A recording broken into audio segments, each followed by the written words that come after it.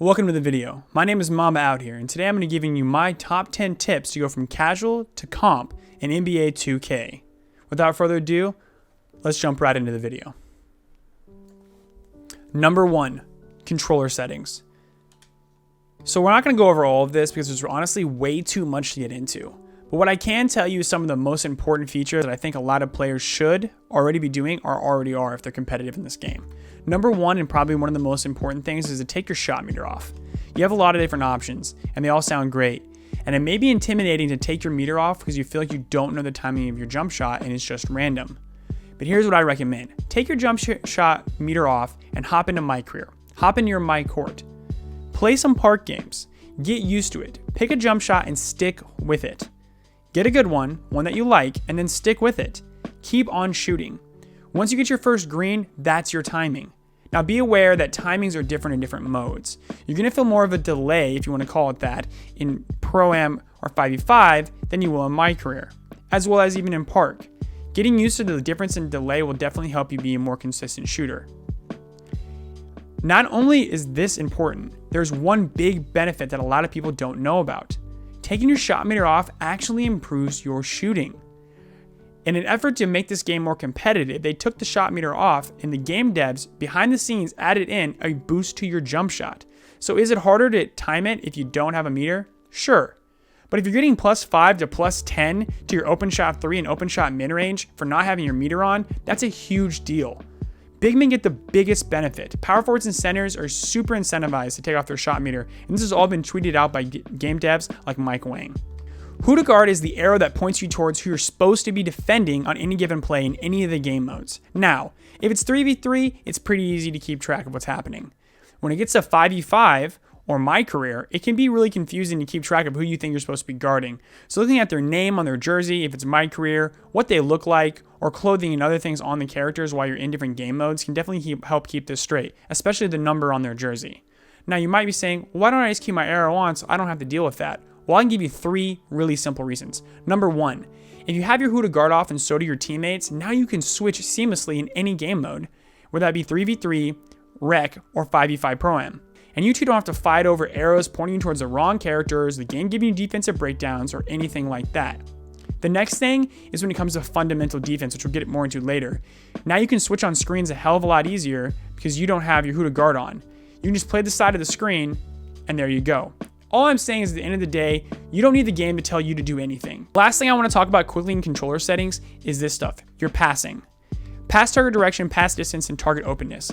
I always would say that pass target direction is what you want to weigh the most, but this is only if you have to pass using the A button and the left stick to point towards the character that you're attempting to pass towards. That's how passing works. It's not always the best though, and I'd always recommend using icon passing by pressing RB or R1 if you're on PlayStation, and then the corresponding icon of the player you want to pass to. Anyways, that was long, but that's the basics of controller settings. Everything else, just feel it out. Number 2, my player creation, stats, and overall. There's a lot of stuff to go into in this section, and honestly, I don't have time in this video to even briefly step into it. So I'll just tell you 2 things to really consider. Number 1, think about what kind of player you want to be. Maybe your own real life tendencies in basketball, or something that just makes sense. Don't try to make a center to break ankles or a shooting guard to defend centers and snag over them. That will never work. Think about making a character that works in with a team of many different types and styles. That'll do you the most justice. Number 2, and the most important thing I can tell you, is to pay attention to these potentials that you're setting in each one of your attribute categories. These are tied directly to animations that you can unlock in the game. So let's say for instance on this character, I have it set to 90 driving dunk. What that means is that a 95 overall in the game, I'll have a 90 driving dunk. When I first make my character, he's a 65, and he'll have a 64 starting dunk, hence the gray number on the left-hand side. As I play, I'll get upgrades, and I can upgrade his dunk until it hits that 90 cap. All of your potentials will be met once you're a 95 overall. But once you go to 96, 97, 98, 99, and 99.9, each time you hit one of those thresholds, you're going to get a +1. So really, my driving dunk at 99.9 will be a 95 overall. These things are important when it comes to animations, which I'll get into more later, because certain animations have certain thresholds that you need to meet to unlock them. Keep that in mind and maybe look into what it takes to get tier 1, 2, or 3 dribble moves, or contact dunks, or big man contact dunks, or alley-oop packages prior to making your build. Number 3, know the current meta. Now, I probably should have covered this as number 2, but I thought it wouldn't make much sense if I talk about metas when you've never even seen a player creator. So, you're in the player creation suite, like I am right now. Something important to know as well is maybe you know you want to be a point guard or a center. Go online, look up other YouTube videos, find out what the best point guard builds are, and keep that in mind when creating yours. For instance, this year in 2K20, a lot of people make offensive threats, or two-way playmaking slashers. Those builds are really effective at doing multiple things and can be super useful to a team. Vice versa, if you want to make a big man, a lot of big men this year, they want you to be able to shoot.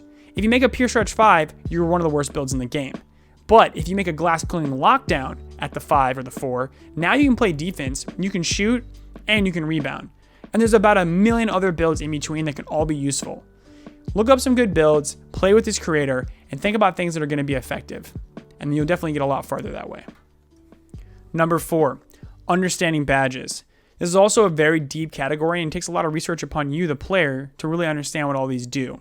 But basically, it's 4 categories: finishing, shooting, playmaking, and defense. Now, I want to go over a few key things here. 1, unlike other years in 2K, badges this year unlock a lot of other hidden animations that directly tie into what that badge does.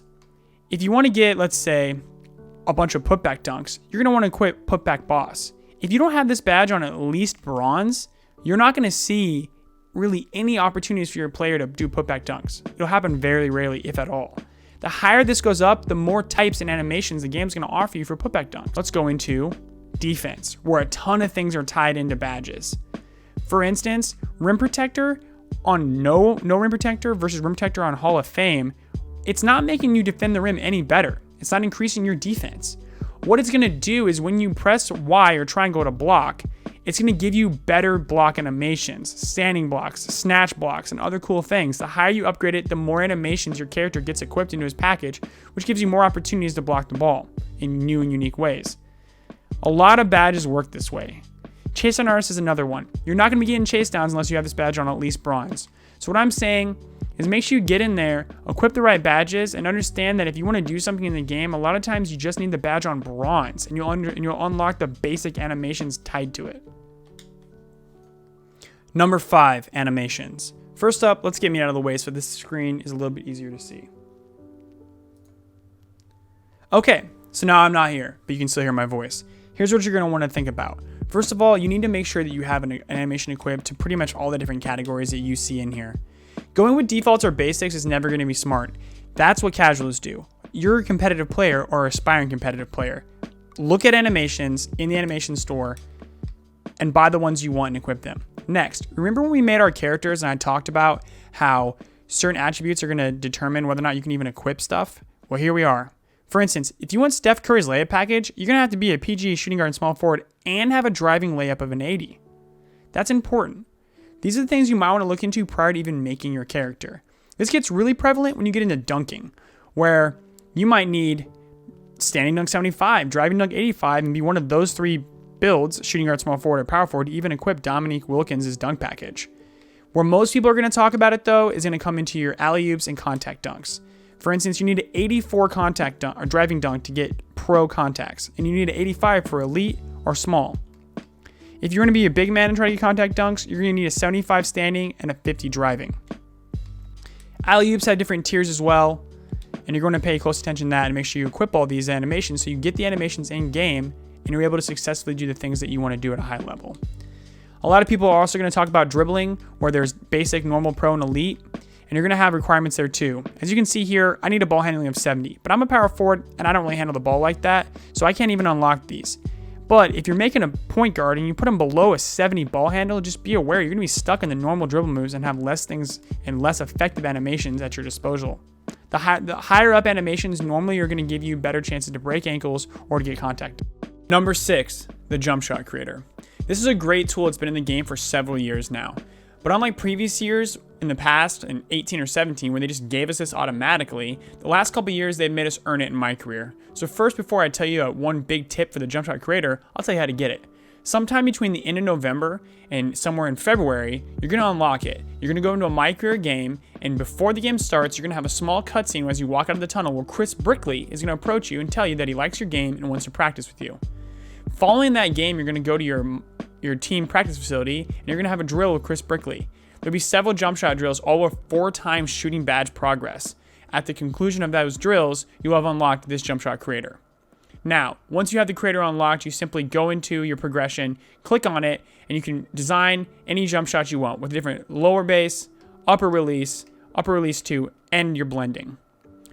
Here's one thing a lot of people have struggled with this year that's a huge tip. Maybe even you have a great win percentage and you're an advanced player. If you don't own all parts of your jump shot, it will de-equip every time you load it in and out of a park, and sometimes between games, giving you back just a random jump shot, like jump shot 70 or something like that, and you won't have a custom jump shot on at all.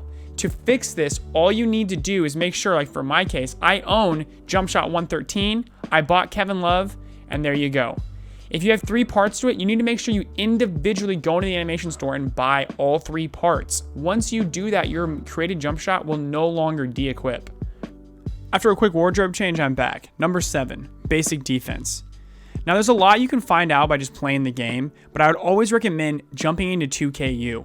There actually is a lot of good stuff in here. If you don't know or haven't figured out that there's more than one way to block the ball, when and when you shouldn't be using intense defense, how to shuffle quickly, or how to, pull the chair out on a center when he's posting you up and you're too small, then you should definitely get in here. Because under defense or offense, or really anything in here, even advanced on-ball defense, there's a lot of different ways to play the game. And if you feel like you're always struggling and getting scored on consistently, and that's what's keeping you back from being competitive, then this is definitely somewhere you should go. Go into 2KU, learn some interesting stuff, go play against your friends, and get better. I promise, it'll help. Number 8 and number 9 go hand in hand. Play fundamental basketball. And find like-minded people that share your interest. If you want to get better, you need people that want to get better. Find people that have that desire, that do good spacing, that want to practice pick and rolls, that want to do more defensive switching and offensive strategies, that aren't just constantly trying to dunk the ball or shoot contested. If you play like that or play with people like that, you'll never get better. If you want to get better, you got to play better. Number 10, practice. Hey, we did it. We made it to the end of the video. Here you go. Now you know all the basic tips to go from casual to competitive in NBA 2K. And this will work for pretty much any 2K any year you are playing, whether you're watching this right now during 2K20 or sometime in the future. Just remember, go play competitive players, see how people that are better than you play, and go practice in your my court. Think about everything we've talked today and you'll definitely get better at the game, I promise you. And then after all that, slide in the description below and follow me on Twitter and follow me on Mixer to see more competitive high-level 2K gameplay 4 to 5 nights a week. Thanks for watching, hit that subscribe button, and I'll see you in the next one.